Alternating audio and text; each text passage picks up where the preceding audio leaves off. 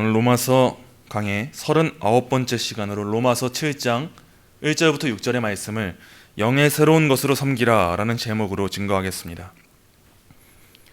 사도는 앞선 6장에서 그리스도인의 존재됨이 그리스도와 연합한 자가 되었기 때문에 율법의 정죄에 있어서 자유하게 되었음을 논했습니다. 그러므로 우리가 지속적으로 맺어내야 하는 열매는 거룩함에 이르는 열매였습니다. 이제 사도가 주목하는 것이 바로 이것입니다. 그는 이신칭의의 교리를 다 논하고 나서 그제서야 성도의 거룩함, 성도의 성화가 무엇인지에 대하여서 논하기 시작합니다. 우리는 바로 이와 같은 논리적인 순서를 주목해야 합니다. 왜 사도는 이신칭의의 교리를 먼저 논한 이후에 성도의 성화를 논한 것일까요? 그 이유는 전적으로 타락한 인간에게서 거룩함이라고 하는 것이 스스로 파생될 수 없기 때문입니다. 우리는 언제나 성도의 거룩함을 논할 때에 성도의 거룩함부터 논하고 우리의 칭의를 논할 때가 참 많아요. 그러나 우리가 항상 주의해야 하는 것은 우리의 거룩한 생활을 말하려 할 때 그 앞서서 선행해야 하는 것은 언제나 하나님의 이신칭의입니다. 거룩함의 모양이 인간에게 있을지는 모릅니다.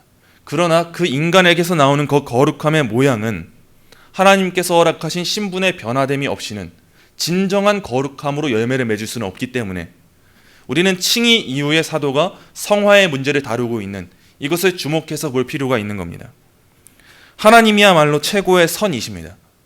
그리고 하나님이야말로 최고의 거룩이십니다. 하나님은 그분 자체로 거룩이십니다. 그 하나님께서 인간을 하나님의 형상으로 지으사 하나님의 영광을 위하여 살아갈 수 있는 존재로 세우셨습니다.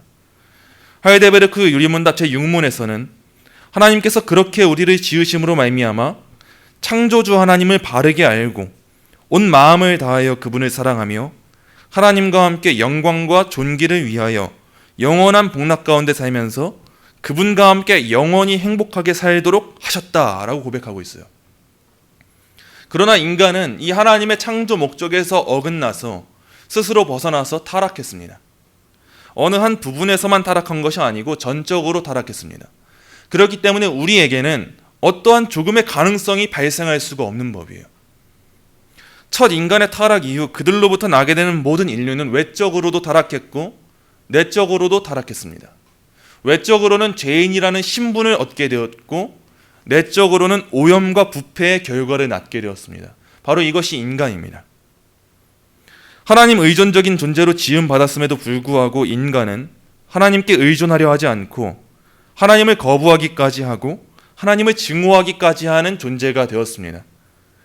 과연 이와 같은 인간에게서 절대적 선으로 선의 그 자체이신 하나님께서 허락하신 그 규범에 순종하는 모습이 나올 수 있겠습니까?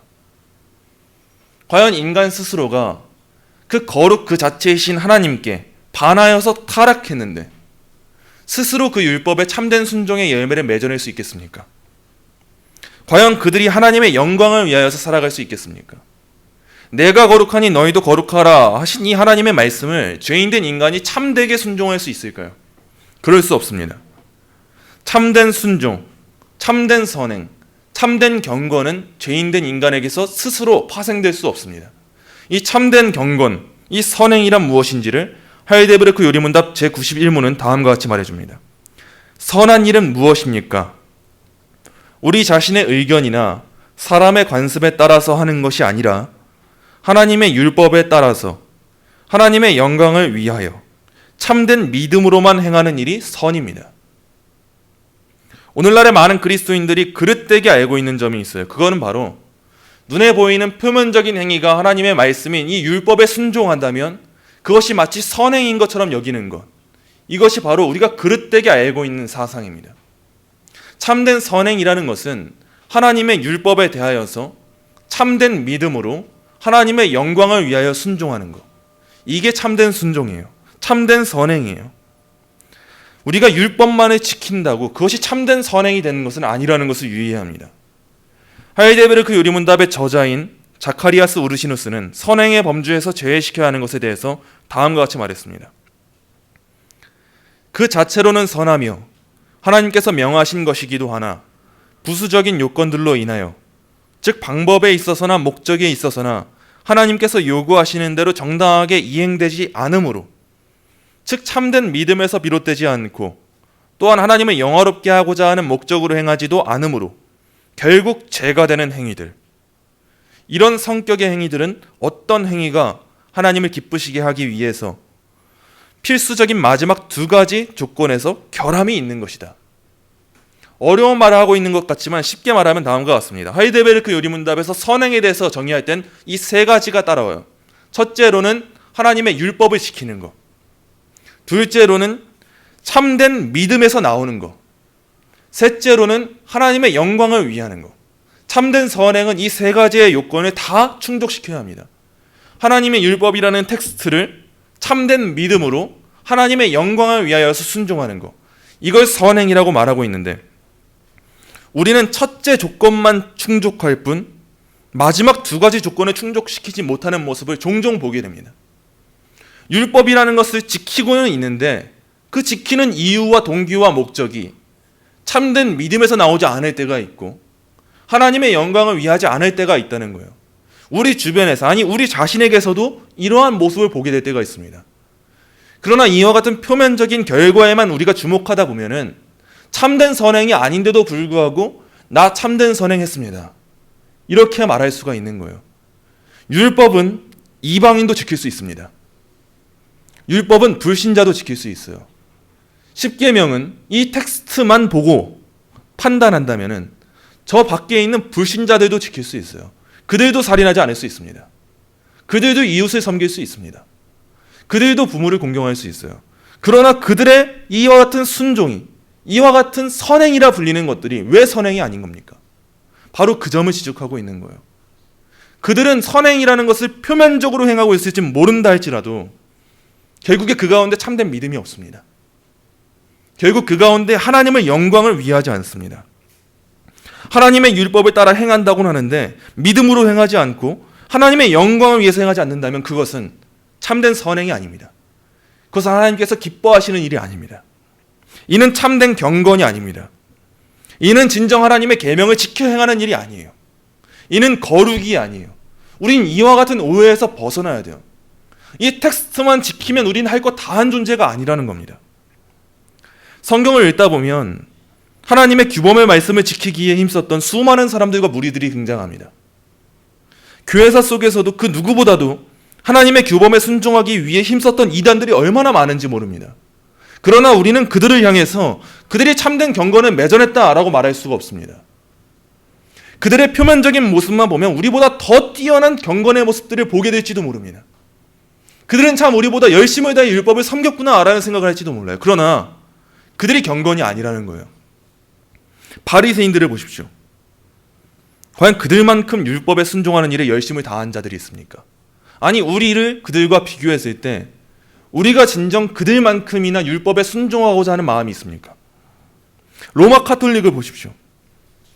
그들은 전통을 얼마나 엄격하고 율법적인 부분을 성취하기 위해 힘쓰고 있습니까? 그러나 성경은 말하기를 그들을 향하여서 이것이 참된 경건이 아니라고 말하고 있는 거예요. 우리가 그들의 행위를 선행으로 규정하지 못하는 이유는 그들이 행하는 모든 종교적인 열심들이 그릇된 동기와 목적을 향해서 나아가고 있기 때문입니다. 그들도 분명 율법이라는 텍스트를 지키고 살아요. 그것을 지키면 선행이라고 여기고 살아요. 그러나 그들은 이 모든 조건을 충족시키지 못하고 있습니다. 참된 믿음으로 행하는가? 또한 하나님의 영광을 위하는가? 그들은 이걸 지키지 못하고 있다는 겁니다. 이제 사도는 본격적으로 성도의 성화에 대해서 다루기 시작합니다. 우리는 이를 통해서 하나님께서 기뻐하시는 그 경건이 무엇인지에 대하여서 살펴보게 될 거예요. 하나님의 말씀에 순종하는 듯한 표면적인 행위는 불신자도 신자도 모두 맺어낼 수 있습니다. 그러나 성도의 순종은 그들의 순종과 다릅니다. 우린 이걸 명확하게 깨달아 알아야 합니다. 우리는 일반적인 도덕 윤리를 따라 행하는 자들이 아닙니다. 오늘의 말씀을 통해서 하나님께서 기뻐하시는 경건이 무엇인지, 우리가 진정 그들과 다르게 열매 맺어야 되는 순종의 열매가 무엇인지를 밝게 깨달아 아시는 그 은혜가 있기를 간절히 소망합니다. 먼저 오늘의 본문 1절입니다. 우리 1절의 말씀 함께 읽겠습니다. 형제들아, 내가 법 아는 자들에게 말하노니 너희는 그 법이 사람이 살 동안만 그를 주관하는 줄 알지 못하느냐. 아멘. 사도는 이 알지 못하느냐라는 말을 본절과 앞선 6장 14절에서만 했는데요. 앞선 6장 14절에서는 다음과 같이 서술했습니다. 죄가 너희를 주장하지 못하리니 이는 너희가 법 아래에 있지 아니하고 은혜 아래에 있음이라. 아멘. 사도가 앞선 6장에서 더 이상 성도는 죄의 건세 아래 놓여져 있지 않다는 것에 대해서 논했다면, 이제 오늘의 7장에서는 6장에서 다루지 못했던 더 세부적인 부분을 논하고 있습니다. 그건 바로 성도라는 존재는 모세 율법의 멍에로부터 자유로워진 존재라는 거예요. 사도는 이 서신의 독자들을 일반적인 지식을 갖고 있는 사람들로 간주하면서 내가 법 아는 자들에게 말하노니 라고 서술합니다. 쉽게 말해서 당연시되는 원리를 따라서 논한다는 거예요. 일반 상식적으로 여러분에게 말합니다. 여러분이 일반적인 상식을 가지고 있고 지식을 갖고 있는 분들이라면 다 이해하실 거예요. 이렇게 말해주고 있어요. 사도는 그 원리, 법 아는 사람들, 상식을 가지고 있는 사람들에게 뭐라고 서술합니까?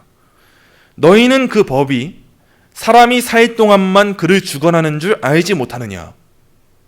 이건 우린 누구나 이해할 수 있는 아주 일반적인 원리입니다. 법이라는 것은 죽은 사람에게 효력을 지닐 수가 없어요. 살아있는 사람에게만 효력을 지닐 수 있는 게 법입니다. 이건 우리 모두가 이해할 수 있습니다. 법이라 하는 것이 과연 죽은 사람에게까지 쫓아가서 너 왜 법 지키지 않았냐 이렇게 따질 수 있을까요? 그럴 수 없는 거예요. 사도는 율법 또한 그렇다 하는 것을 밝히기 위해서 이제 혼인관계의 예를 들어서 설명합니다. 이어지는 2절 3절입니다. 2절 3절 우리 한 목소리로 읽겠습니다. 남편이 있는 여인이 그 남편 생전에는 법으로 그에게 매임받으나 만일 그 남편이 죽으면 남편의 법에서 벗어나느니라. 그러므로 만일 그 남편 생전에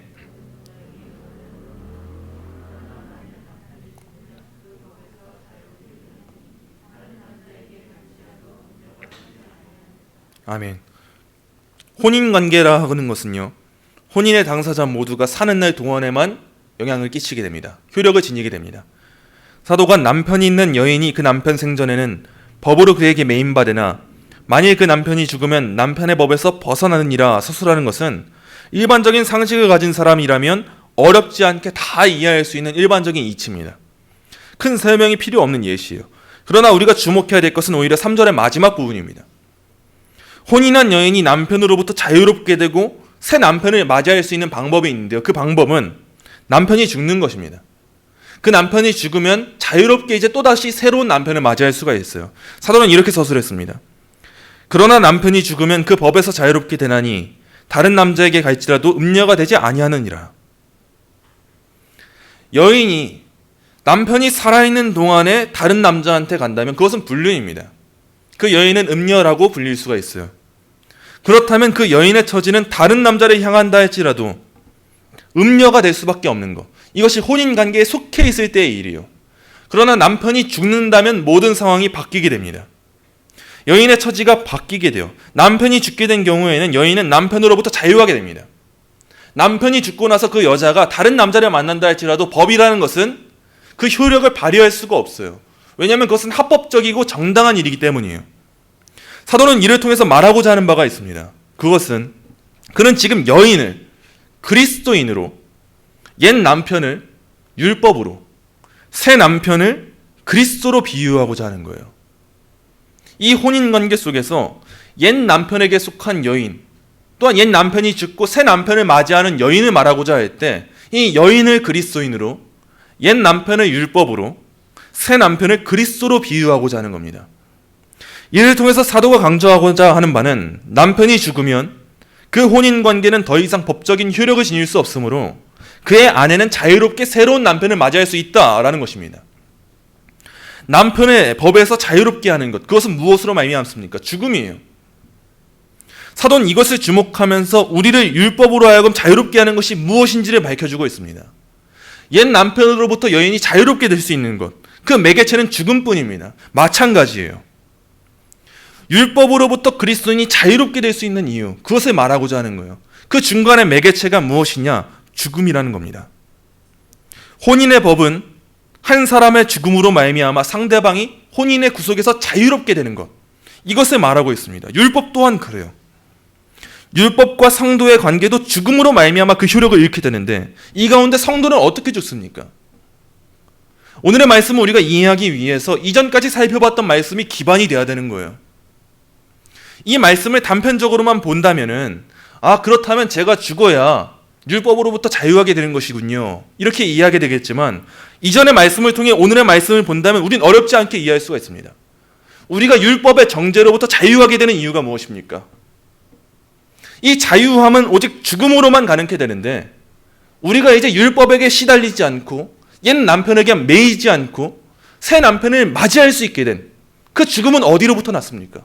바로 그리스도와의 연합이에요. 우리가 그리스도와 연합한 자 되어서 그리스도의 죽으심에도 동반했습니다. 함께 했어요. 우리가 비록 직접 죽진 않았지만 그리스도의 죽으심이 나의 죽음이 됐습니다. 그래서 우리는 그 예수님과 함께하게 되었기 때문에, 예수님과 연합하게 되었기 때문에, 이제껏 다른 바와 같이 성도로 불리는 자들은 그리스도와 연합했기 때문에 그분의 죽으심에도 동참해서 이제 율법의 메인 바에서 자유하게 됐다는 거예요. 새 남편을 맞이할 수 있는 존재가 되었다는 것입니다. 이어지는 4절 보겠습니다. 4절 우리 함께 읽겠습니다. 그러므로 내 형제들아, 너희도 그리스도의 몸으로 말미암아 율법에 대하여 죽임을 당하였으니 이는 다르니 곧 죽은 자 가운데서 살아나신 이에게 가서 우리가 하나님을 위하여 열매를 맺게 하려 함이라. 아멘. 사도는 그러므로 라는 결론을 도출합니다. 앞선 말씀들에 따라서 이어지는 추론을 도출하는 거예요. 사도는 마치 다음과 같이 말하는 것 같습니다. 여러분은 죽음이 법의 효력을 끊어낸다는 사실에 동의하지 않으십니까? 그렇다면 여러분은 성도가 죽음으로 인하여서 율법과의 효력 있는 관계에서 벗어나 새로운 삶을 살아가게 되었다는 것에도 동의해야 합니다. 사도는 이렇게 말해주고 있는 거예요. 일반적인 상식으로 이에 동의하지 못할 사람이 없습니다. 그 수많은 유대인들도 이 율법에 대해서 사도가 가르치는 것에 있어서 동의하지 못하고 있었을 거예요. 그러나 그 법 가장 잘 알고 있는 그 사람들을 향하여서, 로마에 있는 성도들을 향해서 사도가 예시를 한 거예요. 예화를 든 거예요. 여러분, 일반적인 결혼의 법을 생각해 보세요. 남편이 죽으면 여인은 그 죽음으로부터 남편에게서 자유해지지 않습니까? 그래서 새로운 남편을 맞이할 수 있게 되지 않습니까? 여러분이 이에 동의하십니까? 여러분이 이에 동의한다면 성도라는 존재가 율법에 매이지 않는다는 것 또한 동의해야 합니다. 여러분은 지금 이것을 믿어야 합니다. 이걸 말해주고 있는 거예요. 사도는 그러므로 내 형제들아, 너희도 그리스도의 몸으로 말미암아 율법에 대하여 죽임을 당하였으니 라고 서술합니다. 이것이 바로 우리의 현 상태예요. 우리는 그리스도와 연합한 바 되었기 때문에 이제는 율법에 매이지 않습니다. 그 정죄 아래 놓이지 않습니다. 그 죄책감 아래 놓이지 않습니다. 우린 이제 율법의 정죄에 억눌려서 그것을 지키려 행하는 자들이 아닌 거예요. 유대인들이 어떻게 율법을 지키고 있습니까? 그들은 아직도 여전히 율법을 지키지 않으면 영원한 형벌을 면하지 못한다. 율법은 나를 향해서 달려오고 있다. 이러한 관점으로 율법을 지키고 있어요. 그러나 사도가 말하는 관점은 그게 아닙니다. 율법은 더 이상 우리에게 그러한 정죄와 억압감을 주지 않습니다. 우리는 그리스도와 연합했기 때문에, 그리스도와 함께 죽었기 때문에 옛 남편의 법에서 자유하게 된 존재입니다. 여러분, 이제 더 이상 율법에 대해서 억눌릴 필요가 없습니다 라고 말하고 있는 거예요. 그런데 오늘의 본문을 잘 살펴보세요. 율법 자체가 죽었습니까? 그렇지 않습니다. 율법 자체가 죽은 것은 아니에요. 율법의 정죄는 효력을 잃게 되었지만 율법이라는 것 그 자체가 목적을 잃고 소멸되진 않았습니다. 우리에게 완전한 순종을 요구하면서 그것을 성취하지 못할 때 우리를 정죄하고 사망에 이르게 하는 그 율법은 이제 없어졌어요. 끊어졌어요. 그러나 그럼에도 불구하고 율법은 여전히 하나님의 뜻으로서 무엇이 옳고 그른지를 밝혀주고 이제 성도의 삶에 규범적인 역할로서 존재하게 되었습니다. 이전의 율법은 이것을 지키면 살고 못 지키면 죽는다, 이렇게 존재했어요. 그러나 이제 우리가 대하는 율법은 이전과 같지 않습니다. 그러한 율법은 끊어졌어요. 그건 옛 남편이에요. 그러나 이제 우리는 새롭게 이 율법을 대하게 되는 거예요. 이제 여기서부터 참된 선행과 그릇된 선행의 차이가 두드러지게 됩니다. 율법이라는 것의 텍스트는 참된 선행을 하는 자도 그릇된 선행을 하는 자도 다 동일하게 소유할 수 있을지 모릅니다.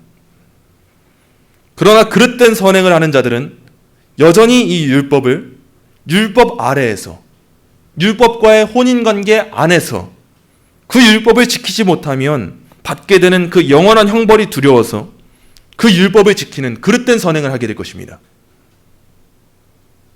이와 같은 선행은 율법을 표면적으로 지키는 모습을 보여줄 수 있을지 몰라도 그 가운데 참된 믿음도 없고 하나님의 영광을 위하는 삶도 존재하지 않습니다. 그러나 성도의 선행은 이와 다릅니다. 우리는 이제 율법이 무서워서 지키는 자들이 아니에요. 율법의 형벌이 두려워서 율법을 지켜야만 하는 자들이 아닙니다. 옛 남편과의 그 관계 안에서 율법을 지키는 자들이 아닙니다. 사도는 이어서 서술해요. 이는 다르니 곧 죽은 자 가운데서 살아나신 이에게 가서 우리가 하나님을 위하여 열매를 맺게 하려 함이라. 우리는 그리스도와 함께 죽었고 그 죽음으로 말미암아 옛 남편과의 법적인 효력에서 자유하게 되었습니다. 이제 끊어지게 됐어요. 이제 우리는 어떤 법적 논쟁도 없이 새 남편을 맞이할 수 있게 되었습니다. 이제 우리는 새 남편이신 그리스도를 맞이하게 되었어요. 죽은 자 가운데서 살아나시니, 즉 부활하신 그리스도께서 이제 우리의 새 남편이 되셨고, 이와 같은 재혼의 목적은 무엇입니까? 옛 남편과 사별했고 새 남편을 맞이한 목적이 뭐예요? 말씀에 기록되어 있어요. 우리가 하나님을 위하여 열매를 맺게 하려 함입니다. 이것이 부활하신 예수님과 연합한 자들에게 주어지는 사명이자 은혜의 삶입니다. 남자와 여자가 사랑을 하고 혼인관계를 맺게 되었을 때 그들은 결실을 맺게 됩니다. 열매를 얻게 됩니다. 마치 우리가 경건한 자녀들을 얻게 되는 것처럼 사랑의 결과는 항상 열매가 있는 법이에요. 마찬가지로 그리스도와 연합하여 혼인관계에 속하게 된 성도들 또한 그렇습니다. 이전에 우리가 옛 남편과 맺어내는 열매는 사망의 열매뿐이었어요. 우리는 두려워서 떨면서 율법을 지키려고 힘썼을 거예요.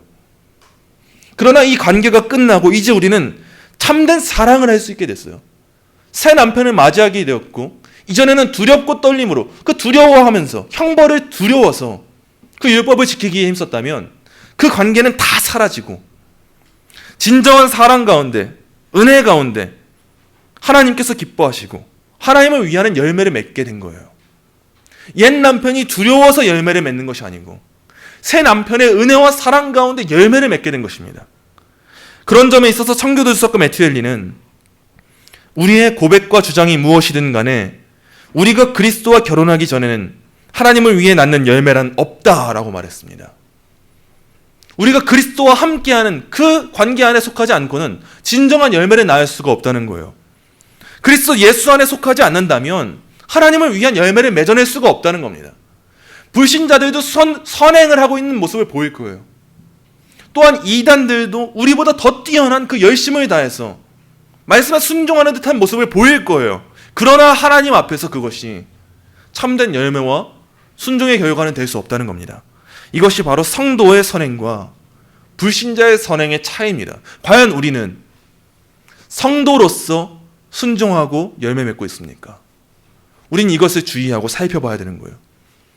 율법에 있어서 그 텍스트 자체는 우리가 지키고 살아갈지 몰라도 우리가 텍스트 자체는 안식일을 거룩하게 지키는 것처럼 보일지 몰라도 그 안에 동기가 하나님의 영광을 위하고 참된 믿음으로 행하는 것이 아니라면 우린 불신자와 다르지 않습니다. 하나님이 벌하실까 두려워서 영원한 형벌이 나를 쫓아오는 것 같아서 순종하고 있다면 그것은 우리가 여전히 옛 남편에게 속해 있는 거예요. 그러나 우리의 존재됨은 옛 남편과는 사별하고 새 남편을 맞이해서 그 남편과의 사랑 가운데, 은혜 가운데, 기쁨 가운데, 감사함 가운데 그 열매를 맺는 존재가 되었다는 것입니다. 마지막 5절 6절 보겠습니다. 5절 6절 우리 함께 읽겠습니다. 우리가 육신에 있을 때에는 율법으로 말미암는 죄의 정욕이 우리 시체 중에 역사하여 우리로 사망을 위하여 열매를 맺게 하였더니 이제는 우리가 얽매였던 것에 대하여